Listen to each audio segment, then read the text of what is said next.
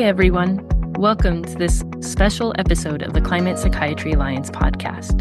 Today, we're convening a small roundtable to talk about post-general election anxiety we know is being felt in so many different forms right now, and to help people think about what is ahead for individuals dealing with climate distress, and in what's ahead for climate mental health advocacy too.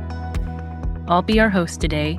I'm Dr. Emily Schutzenhofer, a psychiatrist in Seattle and a leader of the Climate Psychiatry Alliance's Early Career Network.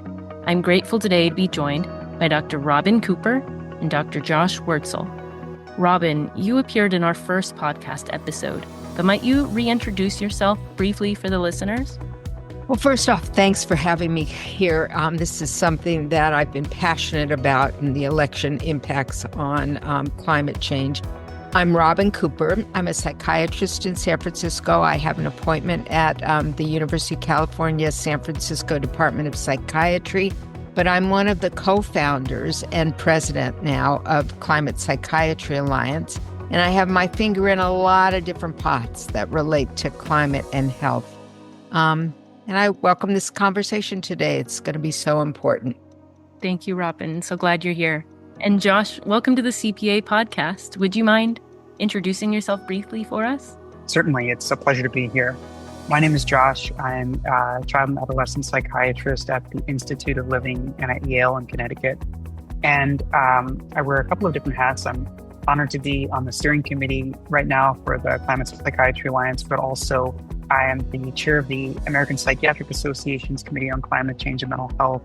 I have a similar role as a co-chair for the American Academy of Child and Adolescent Psychiatry, and I was recently appointed the Climate and Health Scholar for the National Institute of Mental Health. And I have to say that I am speaking tonight entirely on my own behalf, not on any kind of official representative stance for those organizations. Great. So glad to have you here, Josh. So, here we're not political analysts, but we are psychiatrists, and so we know a lot about human psychology and behavior, and we'll be forthcoming too that our particular lens here is one that's very concerned about climate change's irrevocable effects on global societies and human health, including mental health. And so with all of that said, how are these election results sitting with us? Is there any clarity that we've gained thinking about what people are responding to at the polling booths? I think what we're seeing is that there is anxiety, deep anxiety on both sides.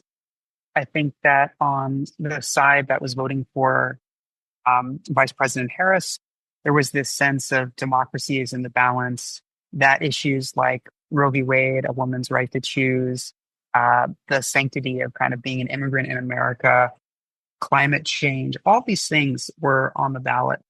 And on the other side of the aisle, with prior President Trump, now President-elect, there was this sense of America as we know it is on the decline, that the uncertainty about the future, whether it was jobs or even gender, what it means to be male or female, and certainly the economy, all of that was in the balance. And both sides felt very strongly that the other one was going to lead the country to chaos. And so I can speak more to this, but I think that there were a lot of psychological defenses, and psychological defenses being the tools that we use to try to process anxiety and metabolize it, cope with it in a way that allows us to move on. And those defenses can be constructive. They can lead to problem solving. They can lead to gathering more information and community building. They can also lead us to be counterproductive, whether it's engaging in denialism, identifying to gain strength with a strong man, even to the point of becoming engaged in fantasy and conspiracy theory.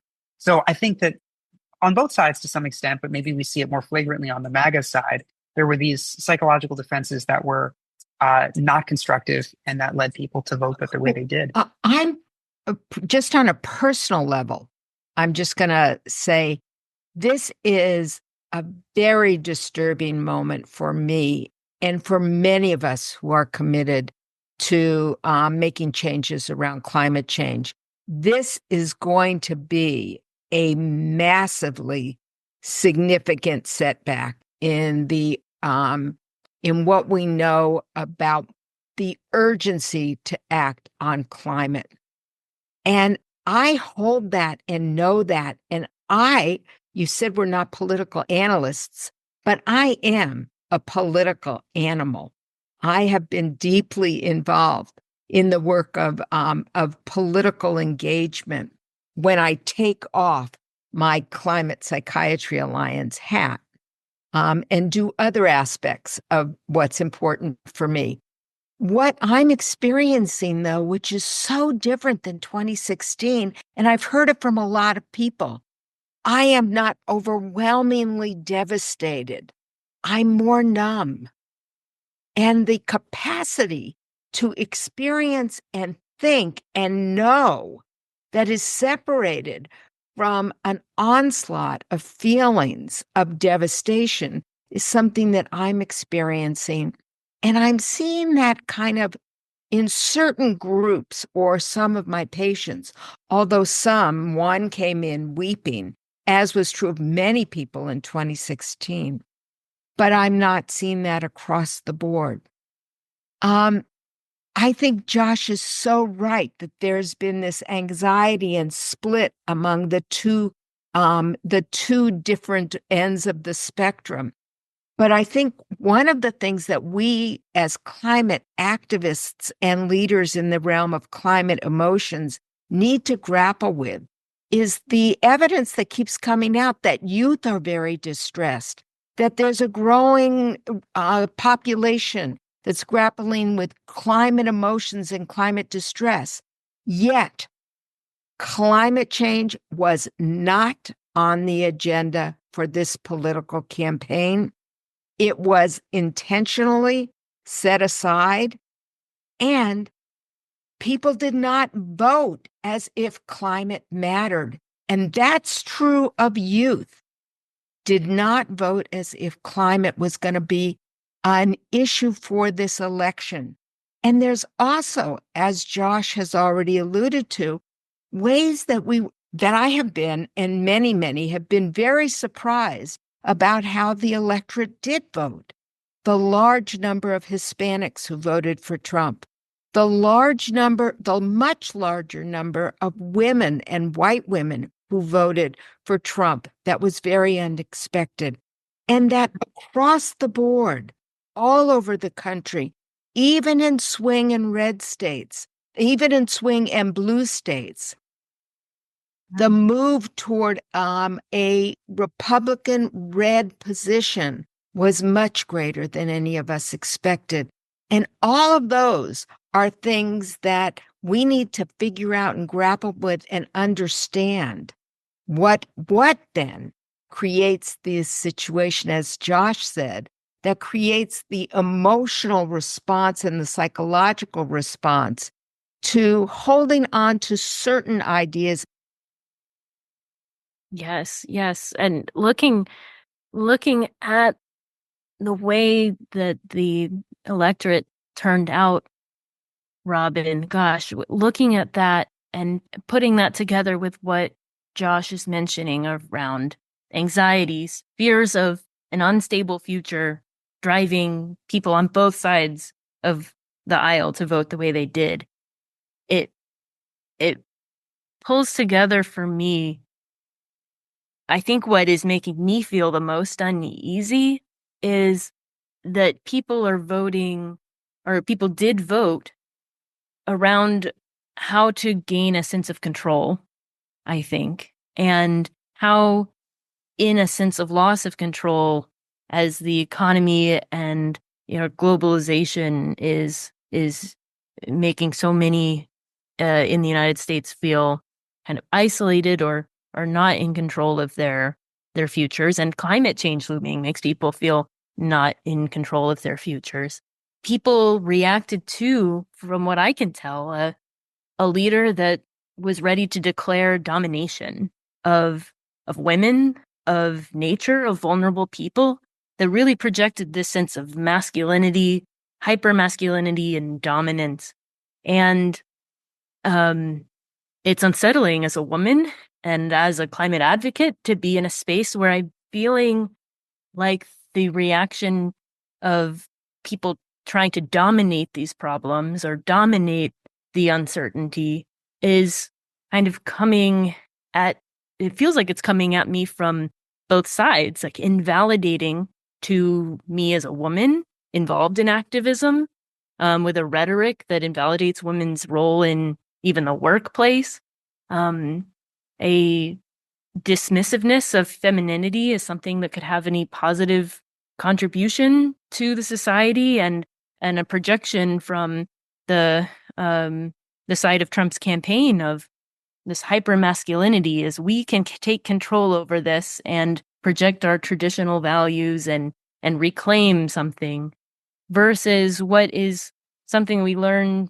in non-Western cultures like indigenous cultures, that rematriation, that emphasis on femininity is what is really key to restoring balance with nature, and with moving forward. And so to feel the hyper masculine dominance come in and really dismissing women's rights, femininity, and connection with nature, it all feels connected to me in a way that is unsettling and feels like this vulgar rhetoric around, drill, baby, drill, and your body, my choice, which is the rhetoric that's coming out in reaction to the election, all feels kind of the same. It's this invasive hyper dominance that we got to be steeled against and recognize it for what it is, and as really detracting from what is the hopeful direction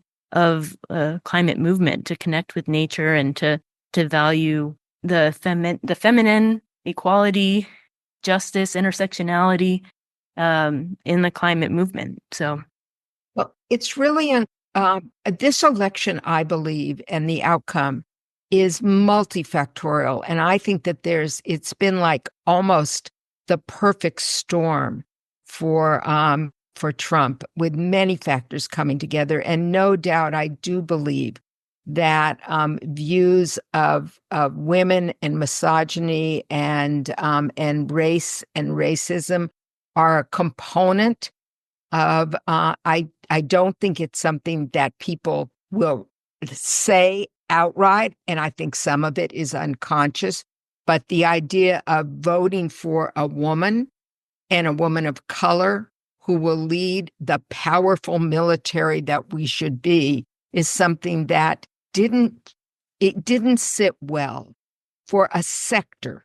But again, I want to remind people we are still a very divided country, but there are a lot of other forces, I believe, that contributed to the outcome. And when I talk to voters, and when I have also listened to those political analysts, kitchen table issues, the economy, the fact that groceries are more expensive, and when I go to the market, I can only buy 3 bags of groceries, where before I could buy 7 with the same amount of money, are significant. What I find interesting is what Josh says about the psychological ability to actually ignore real facts, and that the facts about the economy are changing and improving dramatically, and also to ignore anything about what the economic situation that emerged out of COVID, and how our U.S. economy has done better than all others in recovering from that COVID epidemic.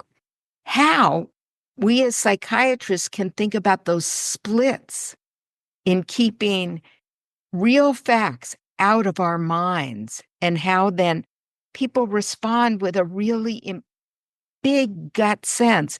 And I think Trump represents someone powerful who will fix things for some people. Yeah. And Robin, I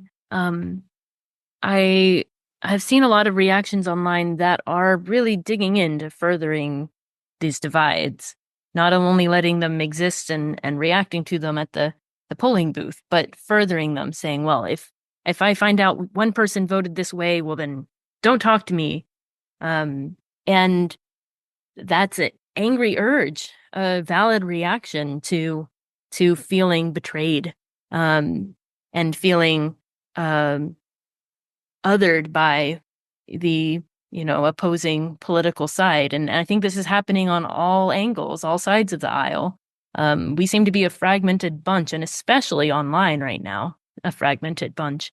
What advice do we have to help people through that urge to fragment right now?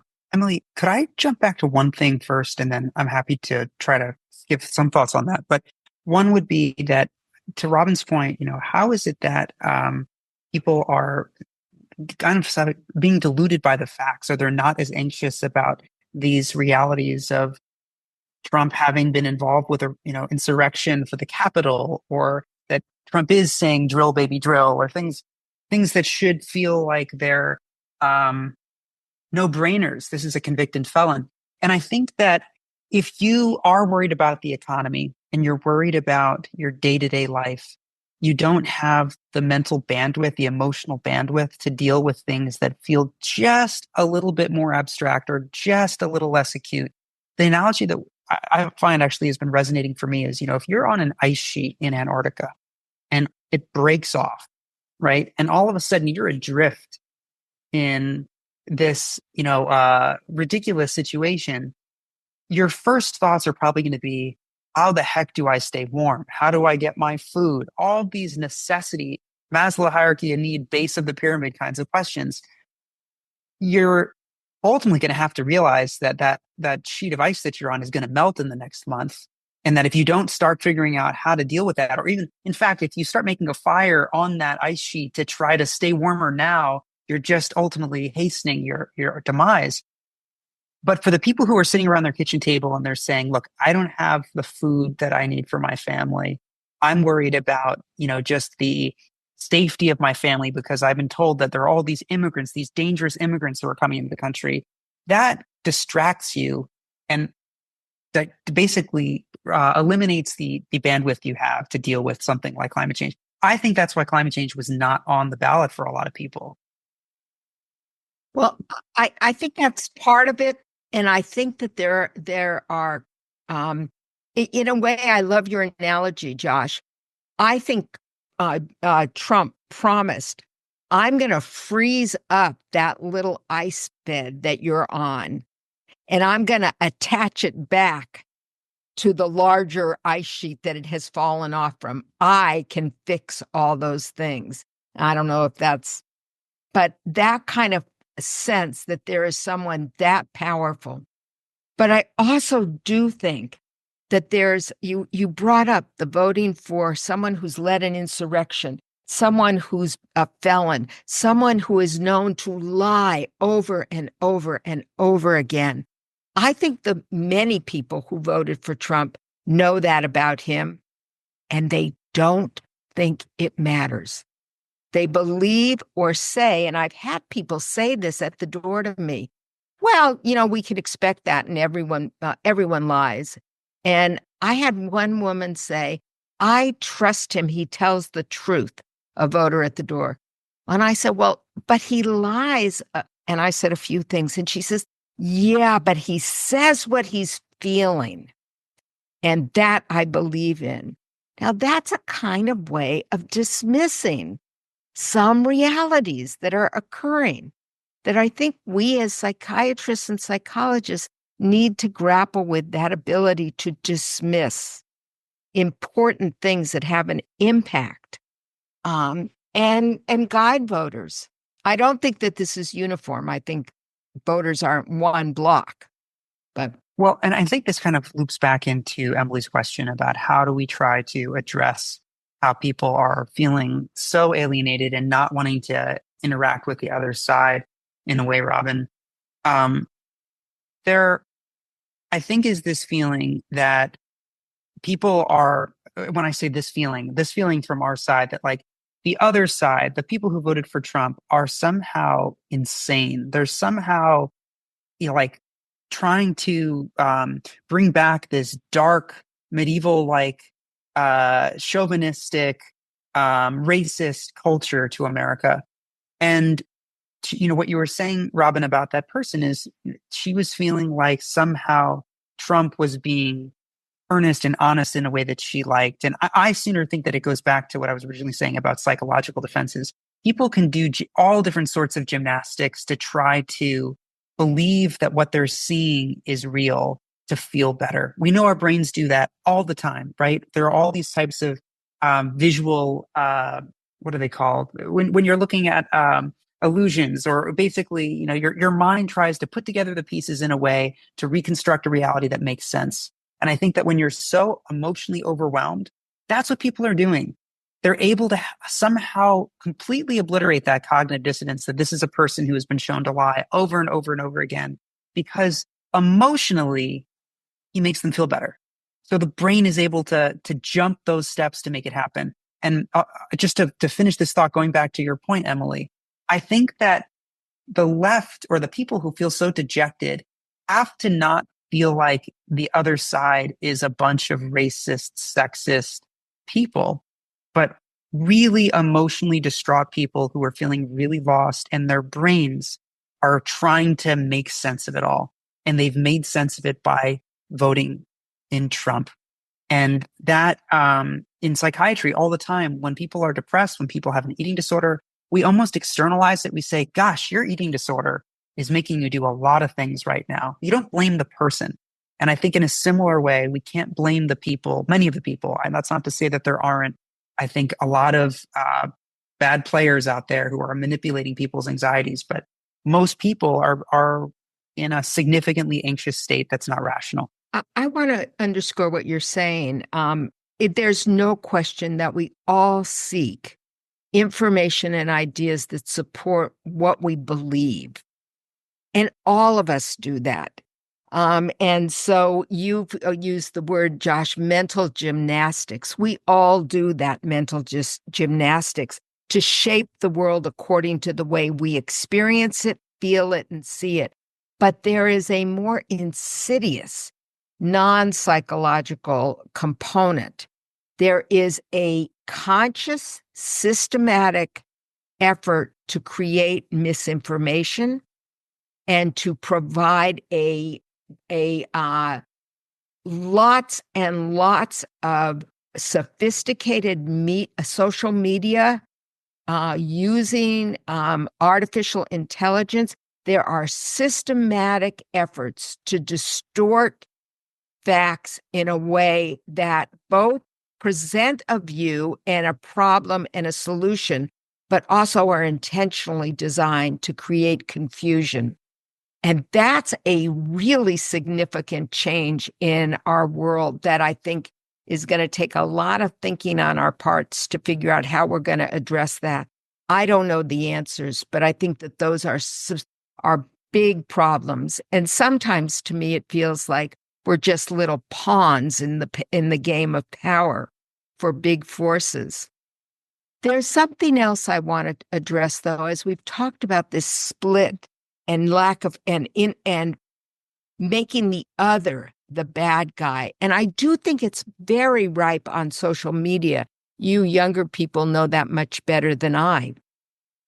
But I will tell you, when I have knocked on doors and talked to people, Trump voters have not been uniformly mean, nasty, unkind, inattentive. There have been some. I mean, one guy told me I better get off his property or he's going to sick his dogs on me and other things like that. But I've also had very, very kind, thoughtful people talk to me about their ideas that are different than mine. And so I think we have to be cautious about just also seeing the world as completely split. And it's one of the gems I feel as I talk with people who are different than me.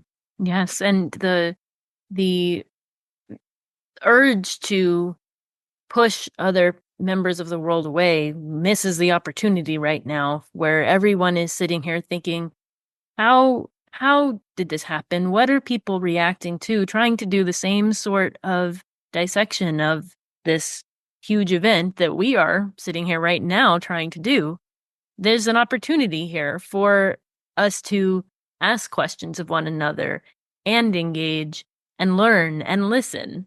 And if we miss that opportunity now, we miss an opportunity to eventually share non-misinformation, true information that might help shift feelings and opinions over time. The urge to push others away and say, well, I'm going to cut people out is a bit dangerous.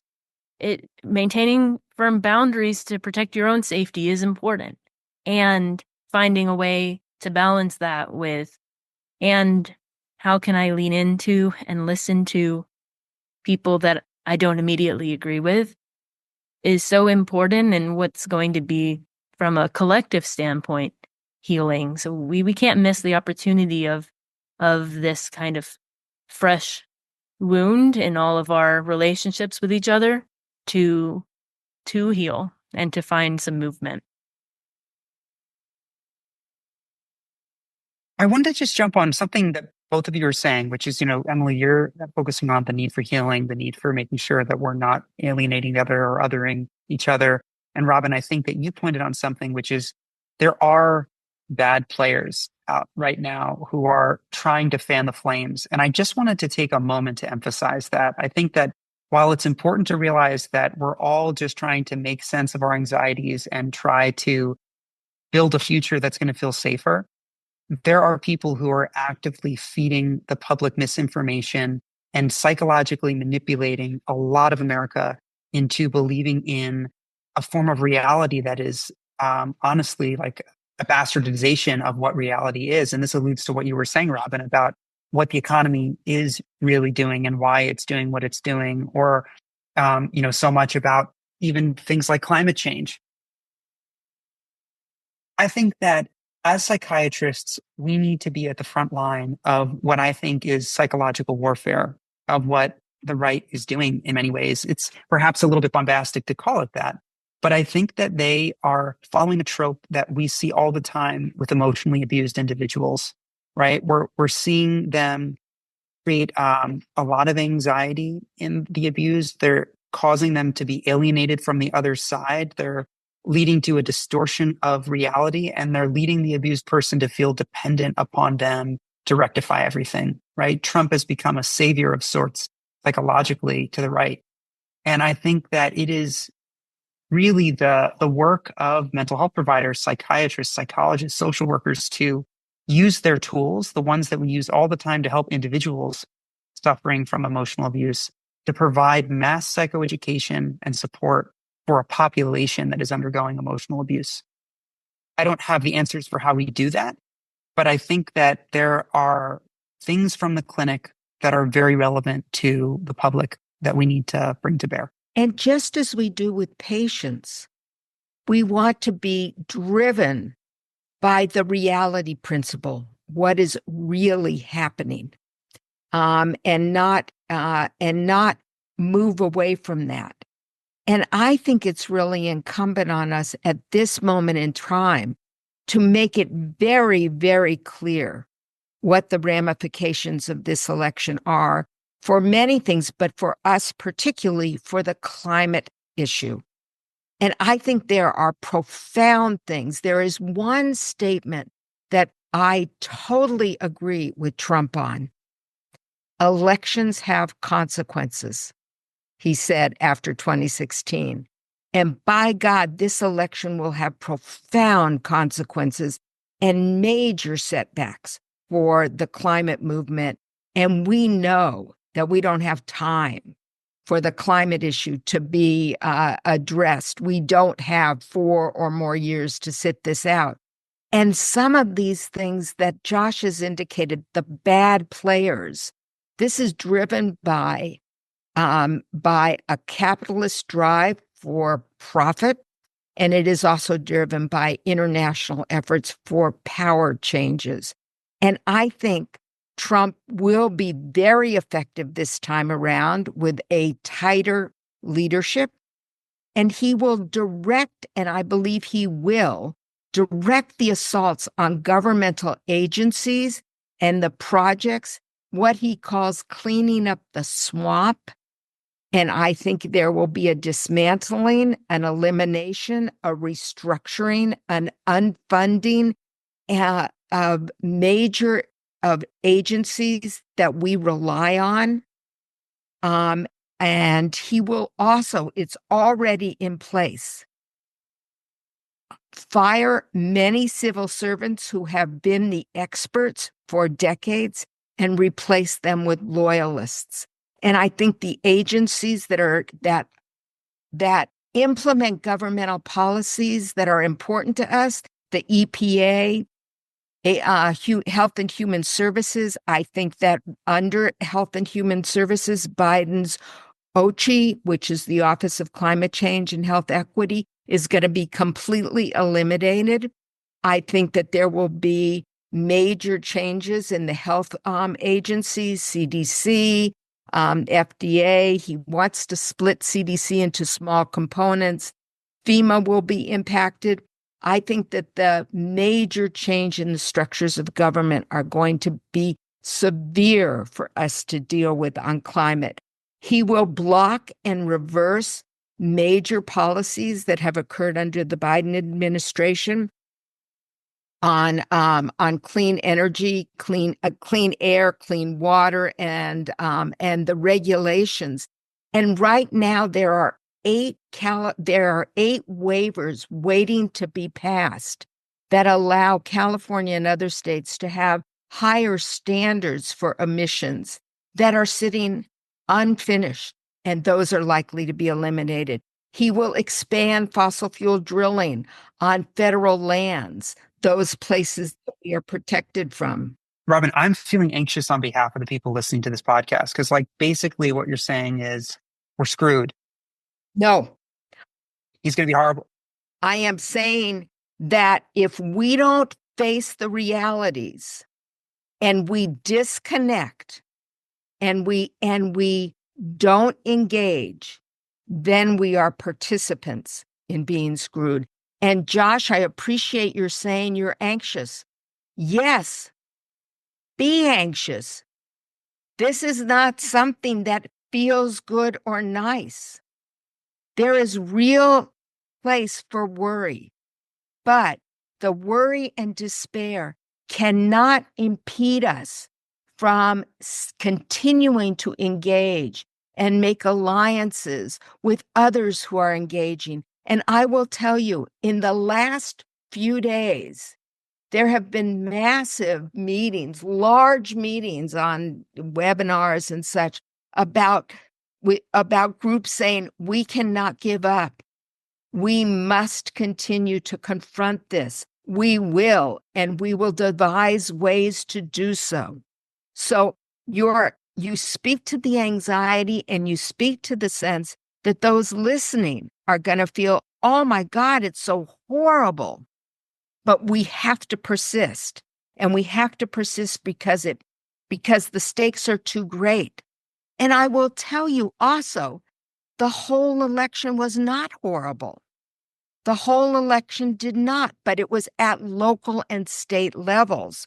There were victories around climate in the Washington state elections, where the Washington state voters continued their efforts around climate change. And in California, we passed a major bond for climate activities. And their Maryland State Medical Society has activated and passed a fossil fuel resolution. And that's happening over and over. Maybe what we have to do is move to thinking about what we can do now at local, regional, and state levels.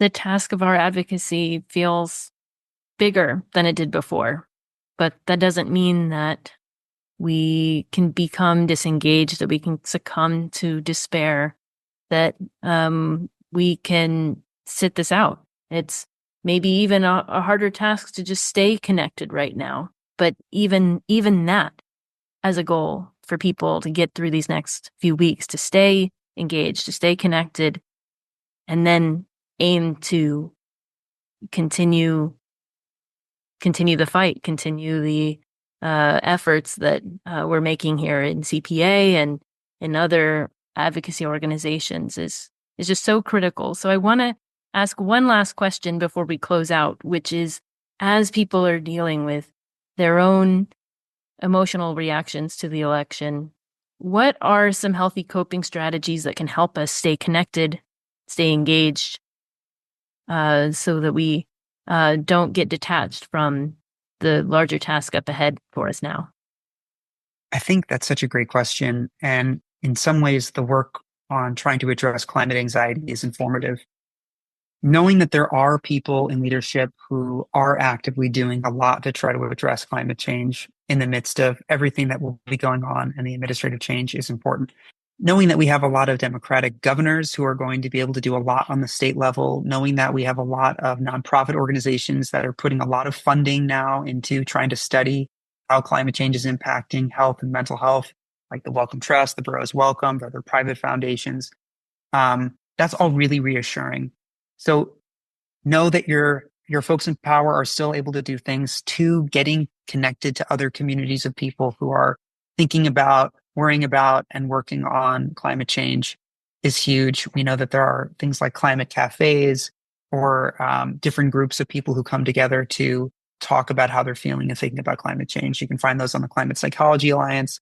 Climate Psychiatry Alliance also is able to help keep people connected in our professional network. Making sure that you're working on maintaining what we call that dialectic, or holding, what feel like opposite truths. Well, there's a lot to feel hopeless about right now.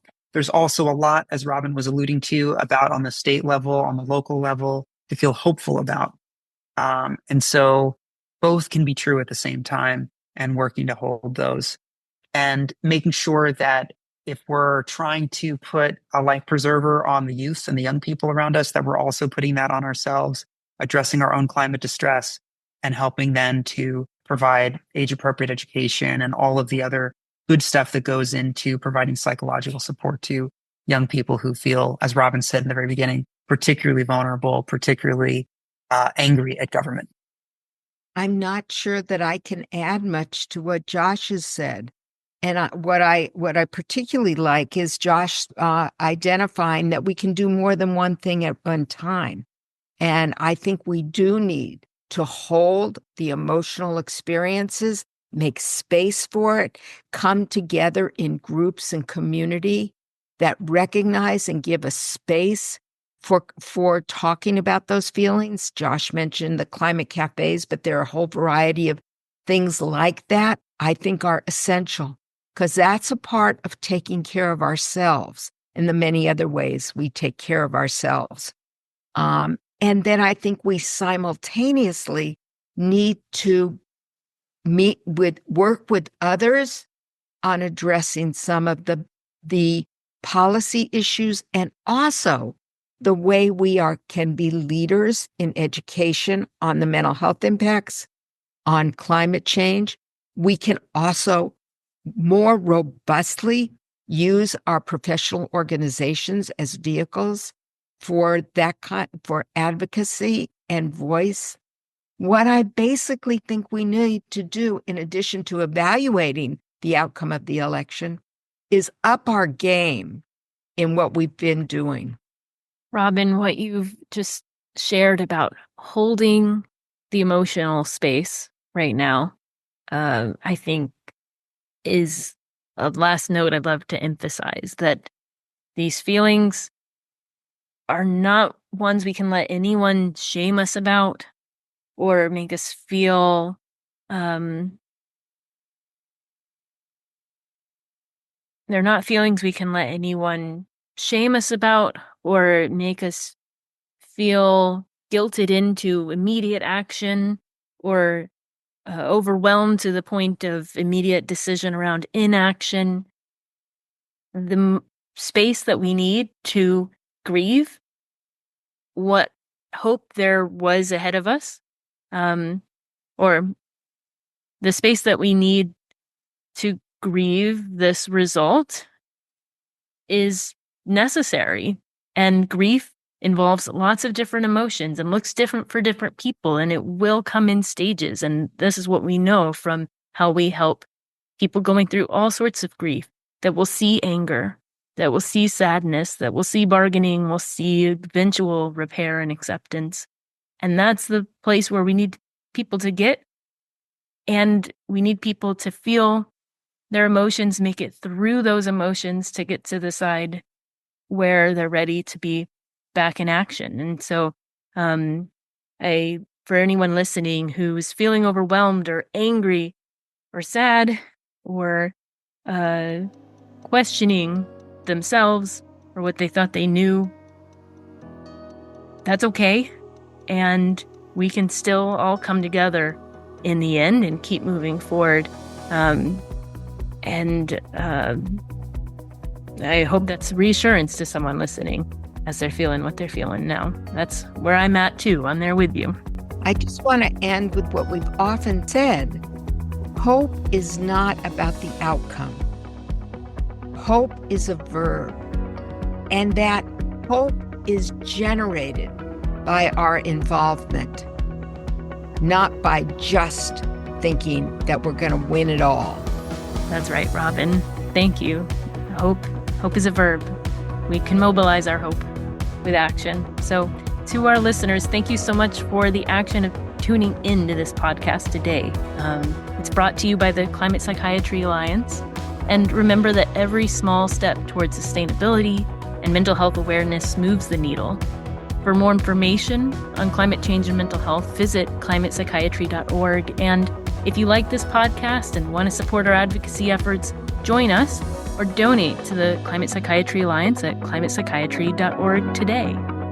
All right, folks, with that, we'll say stay connected, stay informed, and let's work together for a healthier planet and healthier minds.